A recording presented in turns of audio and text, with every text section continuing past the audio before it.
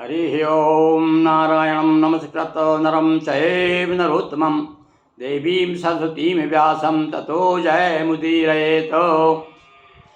ओम अच्युतं केशवं रामनारायणं कृष्णदामोदरं वासुदेवं हरिं श्रीधरं माधवं गोपिकावल्लभं रुक्मिणीनायकं श्रीकृष्णचंद्रं भजे। अब वो कथा आगे बढ़ती है भाई शिव पुराण की। आज हम आपको बाणासुर की पुत्री की कथा सुनाते हैं और किस प्रकार से भगवान श्री कृष्ण के पौत्र सपने में उसके आते हैं। बड़ी सुंदर कथा है उषा अनिरुद्ध की, सुनिए। बाणासुर की एक सुता उषा जिसका नाम, सपने में आया युवक पति बन कर अभिराम। की उषा पतिदेव कल्पना की, उषा पतिदेव कल्पना, गौरी वर से आया सपना। पार्वती जी ने एक बार कह दिया था तेरा पति तुझे सपने में मिलेगा, तो सपने में जो पति बन आए वही वास्तविक पति कहलाए। पार्वती जी ने कहा था कि सपने में जो तुझे वरण कर ले तेरा, वही सच्चा तेरा पति, वास्तव में वही पति होगा। हुआ यही उषा के संग में, आया स्वप्न रंगी पति रंग में। और वैसा ही भैया स्वप्न आया एक दिन, सखी चित्रलेखा से बोली, दिल की सारी बातें खोली। और भैया जो मन की बातें हैं कोई भी अपने मित्र को बताता है और लड़कियां अपनी सहेलियों को बताती है। चित्रलेखा नाम की उषा की एक सहेली थी। सब कहा उसने कहा अरे सखी सुन तो। बोले सखी सपने पीताम्बर धारी, निशी में हरण बुद्धि की सारी। अरे रात में आकर के मेरा चित्र चुरा लिया, मेरी बुद्धि हरण कर ली। और कोई पीताम्बर पहने हुए आया हुआ था। पति जैसा करके व्यवहारा, हृदय चित्त हर ली ना सारा। और मेरे साथ उसने पति जैसा व्यवहार किया। प्रेम रोग का करो निदाना, वरना त्यागूंगी निज प्राणा। अब तो मेरे मन में उसके प्रति बहुत प्यार हो गया है, बहुत प्रेम हो गया है। और अब बिना बहुत याद आ रही है मुझे। देखो कई बार क्या होता है सपने में हम कोई भी ऐसा दृश्य देखते हैं तो जागने पर और दिमाग में वही घूमता रहता है। ये तो इतनी पागल हो गई, कहने लगी कि मैं प्राण दे दूंगी और उसे मेरे पति को मुझसे मुलाकात करा दो, मिला दो। सखी चित्रलेखा समझाया, क्या आकार रूप किसे आया। देखो सखी भी कैसी थी, वैसी चित्रकार थी। संसार भर के प्राणियों का नाम लेते ही वो चित्र उकेड़ देती थी। आप जिसका भी नाम ले लो कि भाई उसका फलाने का चित्र बनाना है, बस नाम आ गया। और वो ध्यान करती थी, ऐसी माया जानती थी कि वो चित्र आ जाता था, वो उकेड़ देती थी, बना देती थी। उसने कहा अच्छा तू बता उसका रूप क्या है, आकार क्या है, कैसा क्या है, दिखने में कैसा लगता है। तो योग सिद्ध है शंभु प्रसादा, दूर करूं तब सब अवसादा। तेरा तो दूर कर दूंगी, ए भगवान शिव की कृपा है मुझे मेरे ऊपर, तू चिंता मत कर। यक्ष सिद्ध सुर असगंधर्वा, बना चित्र दिखलाए सर्वा।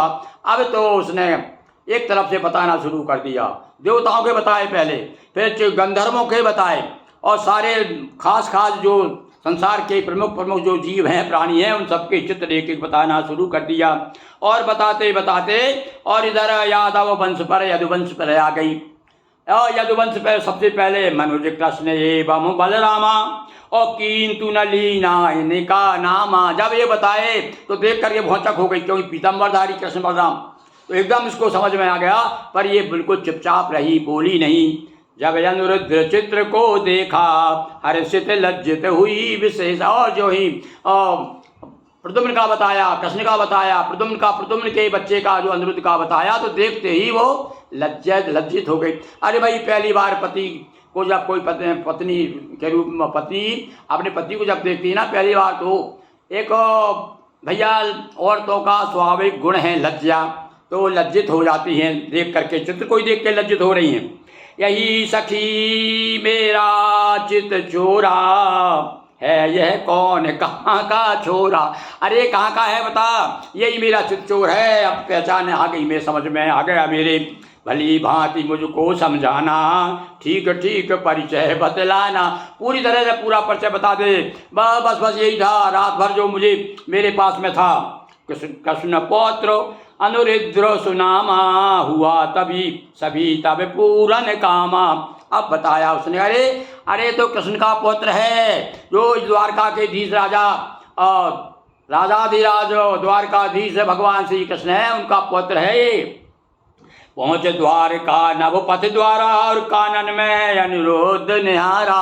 ये संक्षेप में कथा बताई मैंने।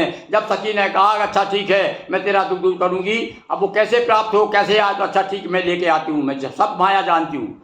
तो वो द्वारका पहुँच जाती है। आप योग देखिए, जिस समय वो द्वारका पहुँची उस समय अनिरुद्ध जी बगीचे में घूम रहे थे।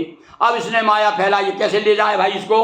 तो इसने क्या किया, तामस पट से मुख ढक दीना और पूर्ण रूप बस में कर लीना। एक इसने तामस पट था इसके पास में, उससे ऊपर ढक दिया, उनके ऊपर डाल दिया। डालते ही अनिरुद्ध जी उनके बस में हो गए, किसके, चित्रलेखा के।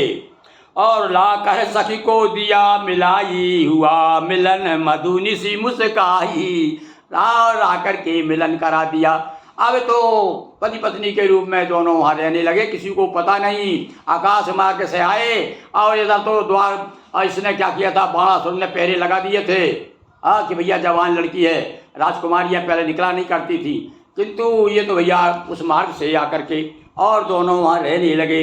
उषा ग्रह में पुरुष लख रक्षक ने तत्काल, बाणासुर को भवन का बतलाया सब हाल। और रक्षकों ने देखा ये कोई पुरुष है अंदर और ये राजकुमारी से बातचीत कर रहा है, रह रहा है और ये घुल मिल के हंस के बातें कर रहा है।